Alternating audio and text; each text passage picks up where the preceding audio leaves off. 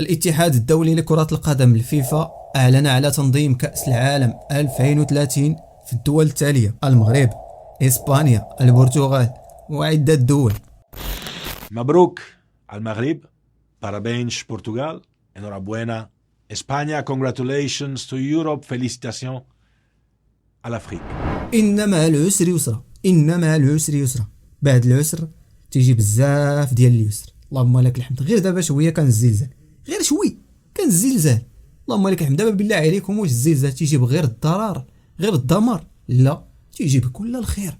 الله عز وجل ما تيجيب بلاء الا بعده فرج. بالله عليكم، اللحظه اللي وقع فيها الزلزال الله تعالى نعم علينا بمياه جديده، عيون انفجرت، انهار ممتلئه الى اخرها، شلالات، وباقي الخير جاي في الطريق، باقي البشائر تتوالى. المغرب تنظم كأس أفريقيا 2025، كأس العالم 2030، وباقي الخير إن شاء الله تصلح البلاد وغادي تقاد وغادي تولي اللوز. ولكن بلاتي باقي واحد حاجة ضروري خصنا نديروها. شعل أنا نشعل أنا شعل أنتم كلكم معايا الله يجزيكم بخير. أعوذ بالله السميع العليم من الشيطان الرجيم. بسم الله الرحمن الرحيم.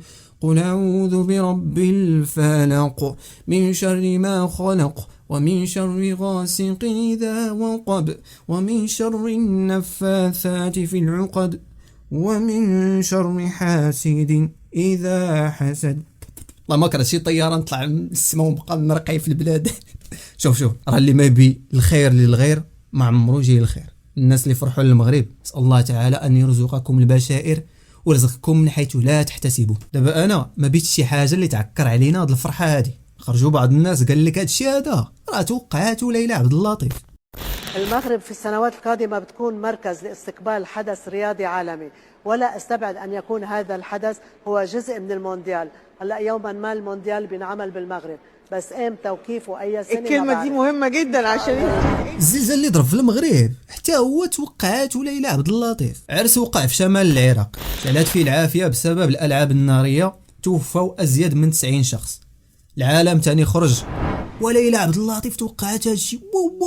انت ما عرفتني كتجيب هادشي هذا. بزاف ديال التوقعات ما كيصدقوش، وبعض الاستثناءات تيصدقوا تيديروا البوز. دابا واحد قول لي اجاش، قول لي حاجه وحده قالتها وما وقعتش، ما غاديش يعرف، رغم ان كاينين الالاف ديال الامور اللي قالت وما وقعوش. باش تعرفوا كيفاش الاعلام كيتحكم في العقول ديال الناس، راه ندير فيديو واحد ونذكر لك الالاف ديال الامور اللي ذكرات وما وقعوش، ما غاديش يحصل على ملايين ديال المشاهدات. لكن ندير مقطع واحد ونقول لك حاجه وحده، نقول كي توقع واحد ووقع غادي يوصل للعالميه. ولكن انت تخربقتي وما عرفتيش كي تدير ليها من تجيب هذا الشيء هذا. هادشي علاش درنا هذا الفيديو، وغادي تعرف كل شيء باذن الله.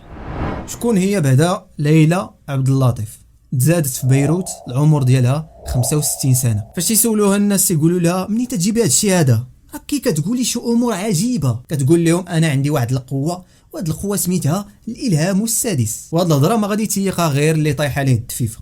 واجي نعرفوا ما معنى الالهام السادس. الالهام السادس او الحاسه السادسه كاينه، كاينه، وممكن يعطيها الله عز وجل لزوج ديال الناس، وهذه تنسميوها حنا المسلمين بالفراسه. سببها نور تقذف الله عز وجل في قلب المؤمن، تولي يفرق بين الحق والباطل وبين الكاذب والصادق. توصل العبد لواحد الدرجه ديال الايمان، غير تيتكلم واحد الشخص تيعرف واش هو صادق في الكلام ديالو او كاذب، واش هو انسان طيب او خبيث. هذا الشيء هذا ما تيتعطاش لاي شخص، تيتعطى لواحد الانسان تيخاف الله عز وجل، محافظ على الصلوات، الاذكار، تيأدي بزاف ديال الفرائض والعبادات. المهم خلاصه القول قريب من الله عز وجل. وهذا راه ما تيعلمش الغيب، ما غاديش يقول لك شنو غادي يطرى لك غدا، شنو غادي يطرى لك العام الجاي.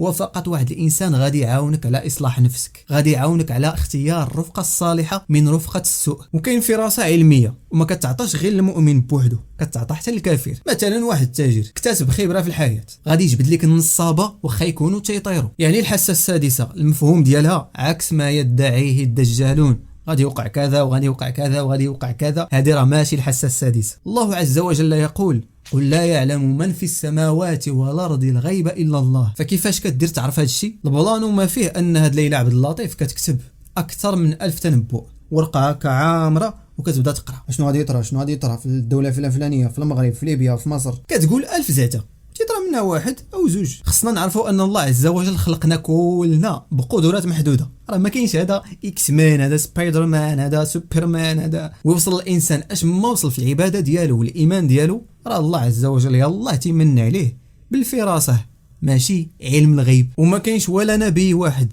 علم بالغيب. علم الغيب اللي كاين في القرآن والسنة راه هو وحي من الله عز وجل. هادشي راه حنا عارفينه، وعارفين ان النبي صلى الله عليه وسلم هو خاتم الانبياء، هو اخر نبي. وتيقولوا ان ليلى عبد اللطيف عندها علاقه بناس سياسيين، هادشي علاش عندها القدره انها تجيب اخبار بحال هكا، وممكن يكونوا مخططات تيخبروها بها بحال خطه المليار الذهبي. ولكن تبيتونا نديروا على شي مقطع، خليونا في تعليق. يقال انها مؤامرات بحال مؤامره الوميض الازرق اللي بان وقت الزلزال اللي ضرب في المغرب. واش راه رجعوا للمقطع اللي فات راني وضحت هاد الامور. سؤال المطروح، واش هاد المراه عندها قيمه ولا وزن؟ واش الامه كتستافد شي حاجه من هاد الشيء اللي كتقول؟ واش عمرها قالت شي نهار في البلاصه الفلانيه في الوقت الفلاني غادي يوقع كذا وكذا، ردوا بالكم، والناس داروا الاحترازات ديالهم وما تاذى حتى شي واحد؟ داكشي دائما اللي كطرحه بشكل مبهم، ما كتقول لا البلاصه بالضبط ولا الوقيته. سبحان الله العظيم، جات حتى لهنا وهادشي بقى علمه عند الله. فاش كدير؟ كتخلق في الناس غير الرعب والفزع، وللاسف الناس مصدقينها والاعلام مسلط عليها الاضواء، والناس ما تيفرقوا بين الدجال والصادق. الامر ما فيه ان هاد الناس كيتسموا بالمنجمين، والنبي صلى الله عليه وسلم قال كذب المنجمون ولو صدقوا. النبي صلى الله عليه وسلم تكلم عليهم وحذر منهم وحذر من الدجال ديالهم وحذر من تصديقهم. تصديق هاد المرأة فيه خطورة عليك وعلى العقيدة ديالك. هاد المرأة كتبدا تقول غادي يوقع كذا وغادي يوقع كذا في المغرب، في سوريا، في تركيا، في مصر. 90% من كلامها كذوب، ما تيوقعش. من اشهر الكذوب اللي قالت ان القذافي سنة 2021 غادي يحكم ليبيا، وحنا دابا في اواخر 2023 وباقي ما وقعش. وواحد المره قالت واحد الرئيس غادي يترأس لبنان وماشي هو اللي شد لبنان. وترامب قالت انه ما غاديش يترأس امريكا وشد امريكا. وزيد دابا هاد السيده هادي اش كانت تدير؟ كانت تتقدم واحد البرنامج يتصلوا بها ناس تتبقى عليهم انت شنو غادي يطرى لك وانت شنو غادي يطرى لك، والناس متيقينه. ودابا تطورات ولا تدير توقعات، تعطي توقعات دوليه، وتا اليوم الناس متيقينها. واش كان عندها الصح في بعض الامور وقعت نيت بصح؟ هادشي اللي كتشوف اليوم بحال هاد السيده راه ماشي شي حاجه جديده في العالم. هادشي كان في عهد النبي صلى الله عليه وسلم، وفي عهد النبي صلى الله عليه وسلم كانوا كيتسماو بالمنجمين او العرافين. وكاين واحد الحديث غادي يوضح لك داكشي اللي مخربق عندك في الراس وغادي تفهم الفيلم كامل. عائشه رضي الله عنها قالت سئل رسول الله صلى الله عليه وسلم عن الكهان فقال ليسوا بشيء، راهم والو. قالوا يا رسول الله فإنهم يحدثون بالشيء فيكون حقا. ياك نفس السؤال اللي تيدور عندك في الراس ومخربقك، النبي صلى الله عليه وسلم عطاك الجواب. كيفاش يعرفوا هادشي؟ فقال رسول الله تلك الكلمة من الحق يخطفها الجني فيقرها في أذن وليه قر الدجاجة فيخلطون فيها 100 كذبة. النبي صلى الله عليه وسلم وضح المسألة أن هادو كيتعاملوا مع الجن، فالجن كيسترق السمع لكلام الملائكة عن الأمور الغيبية، فممكن ينقل كلمة واحدة صادقة ينقلها لهذا الدجال مع بزاف ديال الكلمات كلها كذوب. فالجن كيسترق السمع، وما كاين شي حد يعلم الغيب. اللي تيعلم الغيب هو الله سبحانه وتعالى. وراه الأمر ما كيوقفش غير هنا، راه الأمر خطير عليك انت اللي كتسمع ليهم وكتصدقهم. النبي صلى الله عليه وسلم قال من أتى عرافا فسأله عن شيء فصدقه بما قال لم تقبل له صلاة 40 يوما. تخيل معايا صلاتك ما تقبلش 40 يوما وانت ما مستعدش للموت. ومن مات على شيء بعث عليه. فهادو أضلهم الشيطان، ولو كيتسفالوا بالكذب والدجل. في واحد البرنامج استقبلها واحد المذيع، واحد المقدم ديال واحد البرنامج،